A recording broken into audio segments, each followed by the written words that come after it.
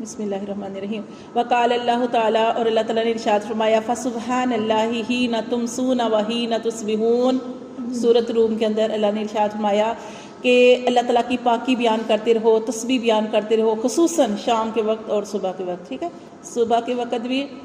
اور شام کے وقت بھی. ٹھیک ہے، یہ دونوں اوقات، سارے اوقات اس کے اندر آ جاتے ہیں. پھر آگے اللہ تعالیٰ نے فرمایا وقال اللہ تعالیٰ، اور اللہ تعالیٰ نے فرمایا ان اللہ وملائکتہ یصلون علی النبی یا ایھا الذین آمنوا صلوا علیہ وسلموا تسلیما. سورۃ احزاب کے اندر اللہ تعالیٰ نے ارشاد فرمایا کہ بے شک اللہ تعالیٰ اور اللہ کے فرشتے نبی صلی اللہ علیہ وسلم پر رحمت بھیجتے ہیں. اے ایمان والو، تم بھی نبی صلی اللہ علیہ وسلم پر درود و سلام کو بھیجا کرو. اللہ تعالیٰ کی خاص رحمت ہے. اللہ تعالیٰ نے اپنے نبی صلی اللہ علیہ وسلم پر ہمیں یہ درود پاک جو پڑھنے کا، درود و سلام بھیجنے کا حکم دیا ہے. اس لیے اللہ تعالیٰ نے فرمایا کہ تم بھی رسول صلی اللہ علیہ وسلم کے لیے یہ اہتمام کیا کرو، کیونکہ اللہ تبارک و تعالیٰ اور اللہ کے فرشتے بھی یہ کام کرتے ہیں. اور یہ ذکر کی بہت زیادہ فضیلت ہے. جیسے ایک حدیث بھی میں انشاءاللہ آپ کو بتاتی ہوں کہ دیکھیں، حضرت معاذ بن جبل رضی اللہ تعالیٰ عنہ فرماتے ہیں کہ میری جو نبی صلی اللہ علیہ وسلم سے آخری گفتگو ہوئی، بات چیت ہوئی، تو میں نے نبی صلی اللہ علیہ وسلم سے پوچھا کہ اللہ کے رسول تمام اعمال میں سے محبوب ترین عمل مجھے بتا دیں. تو انہوں نے نبی صلی اللہ علیہ وسلم نے کیا ارشاد فرمایا کہ ہر وقت جو ہے تمہاری جو زبان ہے اللہ کے ذکر سے تر رہے، یعنی ہر حال میں اللہ کا ذکر کرتے رہو. جب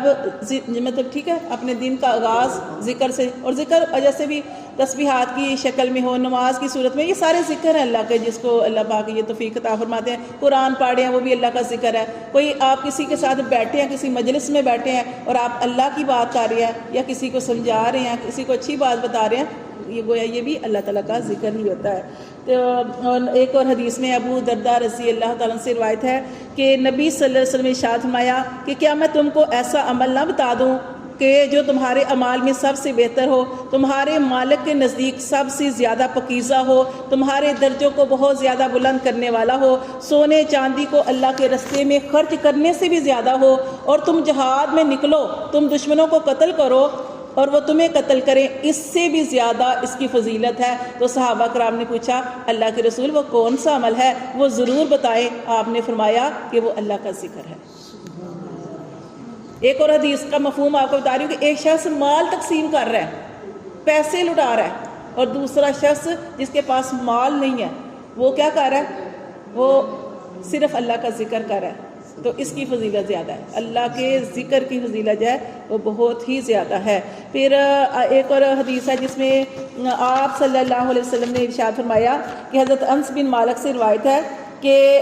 رسول صلی اللہ علیہ وسلم نے فرمایا جو لوگ اللہ تعالیٰ کے ذکر کے لیے جمع ہوں اور ان کا مقصود صرف اللہ تعالیٰ کی رضا ہی ہو، تو آسمان سے ایک فرشتہ جو ہے وہ آتا ہے، اور یہ مجلس جب ختم ہوتی ہے تو اعلان کیا جاتا ہے کہ کیا اعلان کیا جاتا ہے کہ اللہ تبارک و تعالیٰ نے تمہاری بخشش فرما دی اور تمہاری نیکیوں، تمہارے گناہوں کو نیکیوں میں بدل دیا. جب کسی مجلس میں بیٹھتے ہیں، مجلس سجائی جاتی ہے، وہاں پہ اللہ کا ذکر اذکار کیا جاتا ہے کسی بھی صورت میں، جیسے آپ کو بتائی صورتیں ہیں اس کو ہوتی ہیں اس کی، تو کسی بھی صورت میں جب اللہ کا ذکر کیا جاتا ہے، جب مجلس برخاست ہوتی ہے، آپ نے وہ اس کی دعا بھی پڑھنی ہے نا، ٹھیک ہے، وہ ضرور پڑھنی چاہیے. کیونکہ جب ہم باتیں کر رہے ہوتے ہیں تو کوئی دنیاوی باتیں ہو جاتی ہیں، تو جب ہم وہ دعا پڑھتے ہیں تو کیا ہوتا ہے، پھر وہ مجلس ہمارے لیے خسارے کا ذریعہ نہیں ہوتی. اور پھر کیا کرتے ہیں کہ جیسے ہی یہ مجلس ختم ہوتی ہے تو پھر اعلان کیا جاتا ہے، کیا کہ اعلان کیا جاتا ہے کہ اے لوگو تم سب کی میں نے بخشش کر دی اور تمہارے گناہوں کو بھی نیکیوں میں بدل دیا.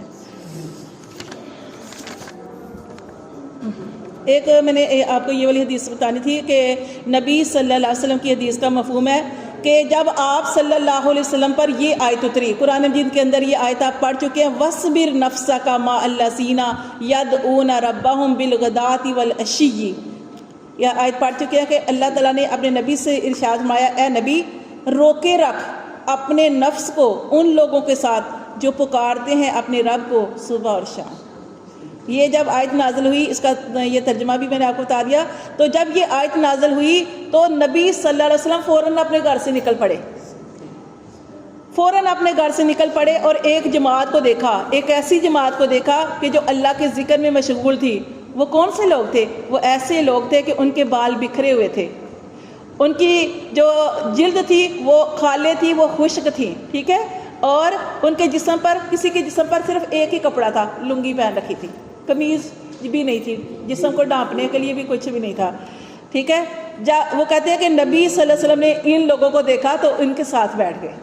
ان کے ساتھ بیٹھ گئے اور ارشاد فرمایا کہ تمام تعریفیں اللہ تعالیٰ کے لیے جس نے میری امت میں ایسے لوگ پیدا فرمائے کہ مجھے ان کے پاس بیٹھنے کا حکم دیا، ان کے پاس بیٹھنے کا۔ تو یہ جو میں نے ابھی آپ کو بتایا بکھرے بالوں والے تھے، اور وہ ان کے پاس کپڑے بھی نہیں تھے، اور ان کے جسم کی جو کھالیں تھی وہ بھی جو تھی وہ ایسی سخت تھی، کھردری تھی۔ تو یعنی وہ اس کے بھی ہم پیچھے پڑھ چکے ہیں کہ جب آپ صلی اللہ علیہ وسلم نے ارادہ کیا تھا، کیا ارادہ کیا تھا کہ کیونکہ کافروں نے کہا تھا، سرداروں نے کہا تھا کہ اللہ کے رسول ہمارے لیے کوئی ایسا ٹائم مقرر کر دیں، کیونکہ آپ کے پاس بیٹھنے والے غریب ہیں، وہ ہمارے گھروں میں کام کرتے ہیں، ہمارے غلام ہیں، ہمارے لونڈیاں ہیں اور غلام ہیں، ہم ان کے برابر نہیں بیٹھ سکتے۔ لیکن جو آپ دیکھیں جو ہمارا قرآن ہے، جو اسلام ہے، جو ہم حج یا عمرہ کرنے جاتے ہیں، ہماری جو نماز ہے ہمیں کیا سکھاتی ہے؟ مساوات، وہاں سارے برابر ہیں۔ اللہ نے ہر ایک کی جو نماز جنازہ اور قبر سب کی ایک جیسی بنائی، اللہ نے تو نہیں کوئی فرق رکھا۔ فرق اب دیکھیں سب سے جو غلام تھے، جیسے ابھی میں نے آپ کو حضرت بلال رضی اللہ تعالیٰ عنہ کے بارے میں بتایا، حضرت بلال رضی اللہ تعالیٰ عنہ غلام تھے، ایک غلام تھے، لیکن کتنا اعلیٰ رتبہ ان کو مل گیا، اور اتنی بڑی شان نبی صلی اللہ علیہ وسلم کے ساتھ جڑنے کی وجہ سے مل گئی۔ ایک تو اذان جو تھے دیتے تھے، اور دوسرا ہر وقت وضو میں رہتے تھے، اور وہاں پہ دیکھیں ان کا چہرے، وہ نا اللہ تعالیٰ چہرے کو نہیں دیکھتا، اللہ کو کیا تھے، وہ سیاہ فام تھے، لیکن اللہ نے کتنا اعلیٰ رتبہ دیا نبی صلی اللہ علیہ وسلم کے ساتھ جڑنے کا، ان سے محبت کرنے کا، ان کا احترام کرنے کا، ان کی ہر سنت کو اپنانے کی وجہ سے اتنی بڑی بات ارشاد فرما دی کہ اے بلال کہ تم مجھ سے بھی پہلے جنت میں جاؤ گے،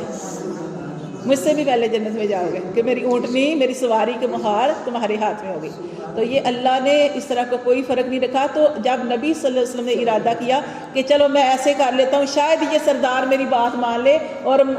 صحابہ کرام کو، یہ غریب صحابہ کرام جو بہت زیادہ آپ سے محبت کرنے والے، آپ کے اوپر جان نچھاور کرنے والے تھے، تو وہ ان سے کہہ دیا کہ میں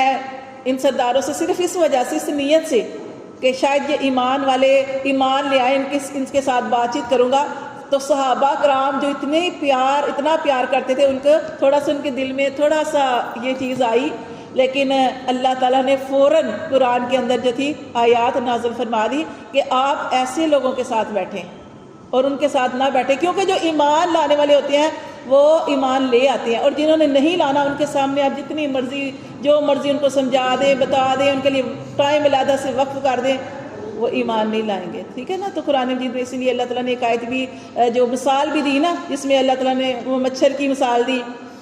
تو کافر کہنے لگے یہ کیا مثال دی، اللہ اتنی اعلیٰ ذات ہے اور اللہ نے چھوٹی سی مچھر کی مثال کیوں دے دی، مکھی کی مثال کیوں دے دی؟ تو کیا فرمایا گیا کہ جو سمجھنے والے ہوتے ہیں نا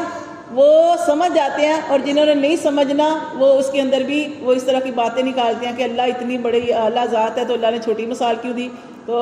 یہ ہوتا ہے کہ جس کو اللہ تعالیٰ ہدایت عطا فرمائے۔ تو یہ اللہ کا جو ذکر ہے، جیسے ہم ابھی پڑھا کہ بہت بڑی چیز ہے، جس کو توفیق مل جائے، اور یہ اس کو ملتی ہے جو کوشش کرتا ہے، جو کوشش نہیں کرتا اس کو توفیق نہیں ملتی۔ ورنہ کتنے ایسے لوگ ہوتے ہیں جو پریشانی کے اندر، حالات کے خراب ہونے کی وجہ سے وہ فوراً جو ہے وہ دوسری لائن میں چلے جاتے ہیں، اور جس کی وجہ سے پھر وہ اور زیادہ ناشکرے ہو جاتے ہیں، اور زیادہ اللہ سے دور ہو جاتے ہیں، اور زیادہ ناشکریاں کرتے ہیں کہ ہمارے ساتھ یہ معاملہ کیوں ہوا ہے۔ اس لیے اللہ کا ہر حال میں شکر ادا کرنا ہے۔ اللہ نے اگر آپ کے اوپر کوئی بھی ایسے حالات لائے ہیں تو کوئی بات نہیں، وہ اللہ نے ہی دور کرنے ہیں، اللہ کو مضبوطی سے پکڑنا ہے، اللہ ہی کی طرف رجوع کرنا ہے، پھر انشاءاللہ آپ کے اوپر جو حالات، جو پریشانیاں، تکلیفیں آ گئی ہیں تو انشاءاللہ وہ اللہ وہ بھی دور کر دیں گے۔ ایک وقت ہوتا ہے نا، تو وہ بھی دور ہو جائیں گی، اللہ اس صبر کرنے کی وجہ سے درجے بھی بلند کر دے گا۔ اور انشاءاللہ جب پریشانی آتی ہے، اور حدیث کا مفہوم ہے کہ جب انسان کو ایک کانٹا بھی چبھتا ہے اس کے بدلے بھی اللہ تعالیٰ گناہ معاف کرتا ہے۔ تو انشاءاللہ یہ ساری چیزیں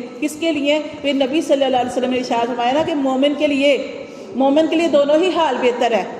خوشی کا حال بھی اور غمی کا۔ خوشی کا حال ہوتا ہے تو جب انسان اللہ کے ساتھ، جو لوگ اللہ کے ساتھ جڑے ہوتے ہیں نا، وہ اور اللہ کا شکر کرتے ہیں، اللہ تیرا شکر ہے، تو نے مجھے فلاں نعمت دی، فلاں نعمت دی، فلاں نعمت دی، اللہ کا شکر کرتے ہیں، اللہ کے آگے سجدہ ریسی کرتے ہیں، اللہ نے جو نعمت دی اس میں سے خرچ کرتے ہیں، وہ اللہ کے مقرب ہوتے ہیں۔ اور جو جن کے اوپر حالات آ جائیں پریشانی کے، وہ پریشانی کے حالات میں جب اللہ کی طرف رجوع کرتے ہیں تو اللہ تعالیٰ نے فرمایا کہ دونوں ہی حال مومن کے لیے بہتر ہے، خوشی کا اور غمی کا، ٹھیک ہے۔ تو اس لیے کبھی بھی پریشان نہیں ہونا، پریشانیاں جو ہوتی ہیں وہ زندگی کا حصہ ہوتی ہیں، تو کیا کرنا ہے؟ اللہ کو یاد کرنا ہے، اللہ کے ساتھ جڑ جانا، پھر